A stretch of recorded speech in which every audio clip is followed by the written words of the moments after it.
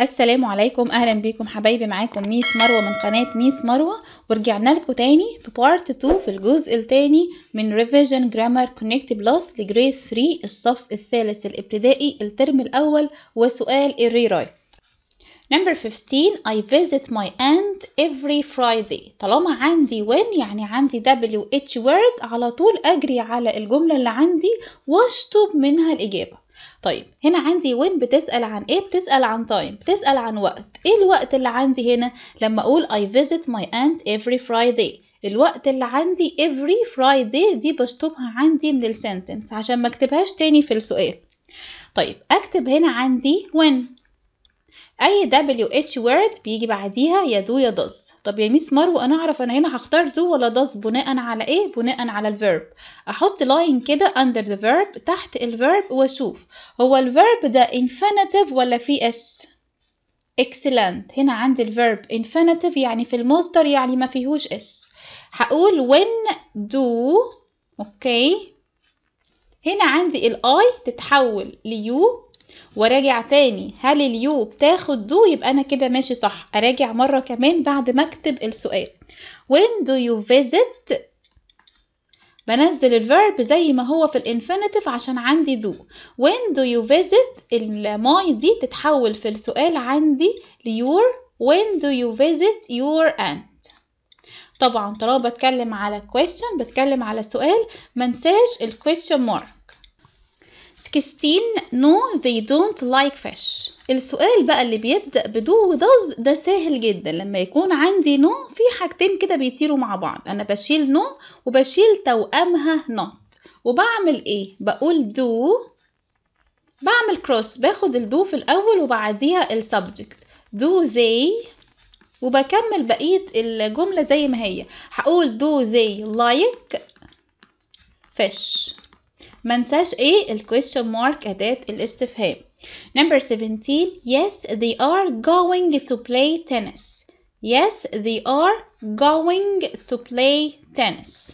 هنا عايزني أبدأ بار، طبعا بشيل they وبعمل cross كده، هقول are وانزل السبجكت عندي they are they، وبكمل بقية الجملة زي ما هي منساهاش. اوكي، are they going to play tennis.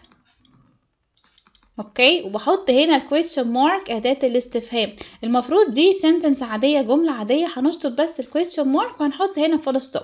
هتبقى are they going to play tennis. 18 he will write a letter.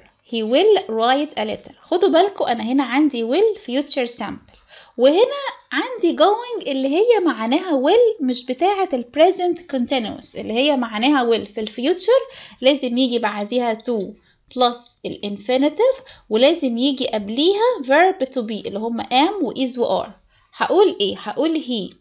هي بتاخد مين من عيلة الverb to be؟ am ولا is ولا are؟ هي بتاخد is. هقول he is going to write a letter. اوكي، هنا عندي going to معناها future، معناها سوف، ملهاش علاقة ب going to بتاعة ال present continuous.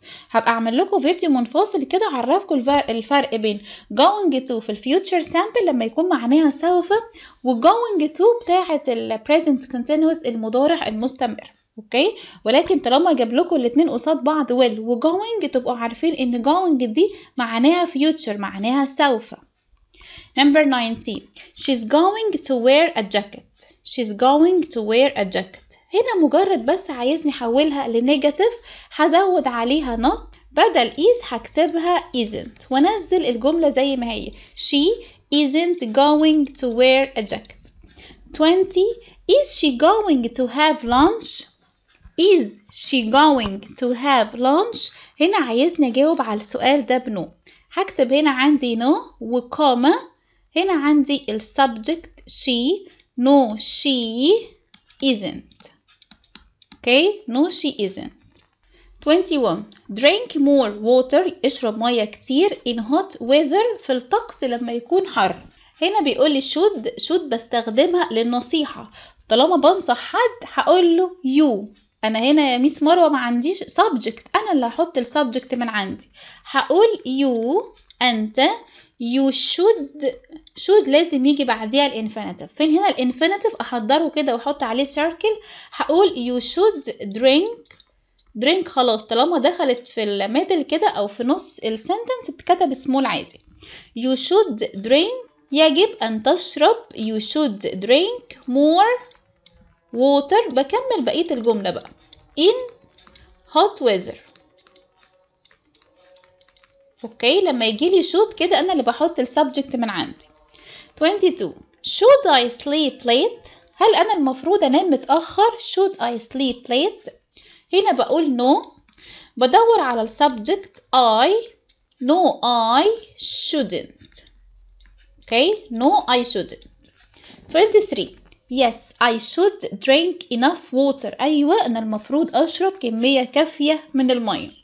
هنا عطيني should في البداية والاس كابيتال، وعطيني question mark يعني عايزني اكون سؤال. هنا بشيل اليس، ببدأ بشود.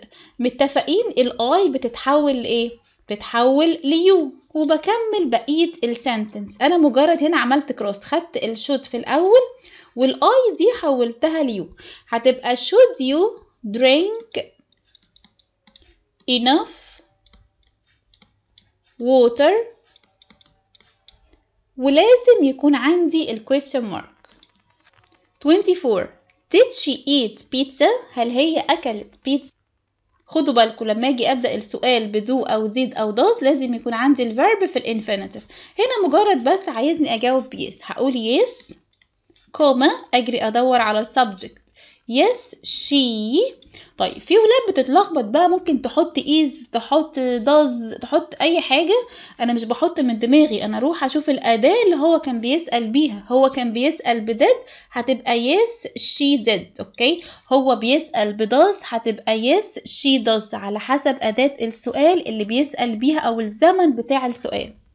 Number 25 she swam in the swimming pool. هنا عندي في swimming هنا عندي W زيادة هنشطبها مع بعض. she swam in the swimming pool. هنا عندي has، أعرف إن أنا خلاص بتكلم على present perfect مضارع تام، لازم بعديها كده أعمل plus past participle. لازم الverb اللي بعديها يكون past participle يعني التصريف الثالث للفعل. خدوا بالكم أنا عندي swam ده past simple، ده ماضي بسيط يعني ده التصريف التاني مش الثالث. هنا عندي she هيجي بعديها has، اطلع ابص على swam دي التصريف التاني. طيب نفكركم مع بعض، انا هنا عندي اجيبها لكم بس بلون تاني. انا هنا عندي swim ده التصريف الاول، swam التصريف التاني الباست سامبل، التصريف التالت الباست participle اسمه swam. اوكي swim swam swam swim swam swam. هقول she has swum وكمل بقية السنتنس in the swimming pool. 26 they have bought a new car. they have bought a new car دي سهلة، هو مجرد بس عايزني احولها لنيجاتيف، هشيل have واحط مكانها haven't. they haven't bought a new car. هنا برضو عندي الزمن بتاع السنتنس عندي present perfect مضارع تام. Number 27 they saw lots of interesting places. هنا عاطيني seen، ده هو هنا عاطيني past participle. ايه البازل اللي قبليه؟ البازل اللي قبليه ان لازم يكون عندي has او يكون عندي have. هنا عندي جزء من البازل مش موجود، يعني لو هو كاتب لي has او have انا اكتب من عندي plus past participle. طب لو هو عاطيني past participle اجي قبليها واقول have، منساش لازم يكون عندي has او يكون عندي have. طيب هنا هقول they بتاخد has ولا have؟ they بتاخد have. اوكي هو مسهلها عليا وعطيني past participle. they have seen، خلاص بشطب على so وبكمل بقية السنتنس lots of interesting places. انا متهيالي الاسهل ليكم ان هو يديكوا الباست participle وانتوا مجرد بس هتحطوا has او have، ولكن ده ما يمنعش برضو ان انتوا تحفظوا تصريفات الافعال الثلاثه، البريزنت والباست والباست participle. 28 there is too much tea. there is too much tea. خدوا بالكم هنا عندي ال too much بتيجي مع ال uncountable noun، الاسم الذي لا يعد، عشان كده بيعامل معاملة السينجولر معاملة المفرد وبياخد عندي is. اوكي، السؤال ده حلو جدا. انا هنا عندي التي نفسه، الشاي نفسه ما بيتعدش. في حد ينفع يعد الشاي؟ لا، هنا عطيني cups of tea، انما الكب نفسه الفنجان نفسه اللي انا بحط فيه التي ينفع ان انا اعده. خلي بالكم ممكن تيجي برضو مثلا مع الووتر، ممكن تيجي مع الميلك، ممكن تيجي مع الجوس. اوكي، الحاجة نفسها انا مش بعدها، لكن وانس مجرد ان هي اتحطت في كب او اتحطت في بوتل، اتحطت في ازازة، يبقى ينفع ان انا اعدها. هنا هقول there، طالما هنا عندي countable حاجة بعدها، خلاص أنا مش عايزة is، هكتب هنا are. و to زي ما هي. much بتيجي مع ال uncountable noun، إنما مين اللي بتيجي مع ال countable؟ many. there are too many cups of tea. يبقى هقول تاني ال tea نفسه uncountable noun، اسم لا يعد، أنا مش بعرف أعده. once مجرد إن هو اتحط في cup or a bottle، في ازازة او في مج، ينفع ان انا اعده. مين هو اللي بيجي مع ال countable؟ الاسم الذي يعد are. مين كمان؟ many. انما is و much بتيجي مع ال uncountable noun. 29 she's eating her breakfast now. هنا عندي now وهنا عندي present continuous مضارع مستمر. هنا عايزني احول زمن الجملة دي ل past simple. عرفت منين؟ عندي yesterday.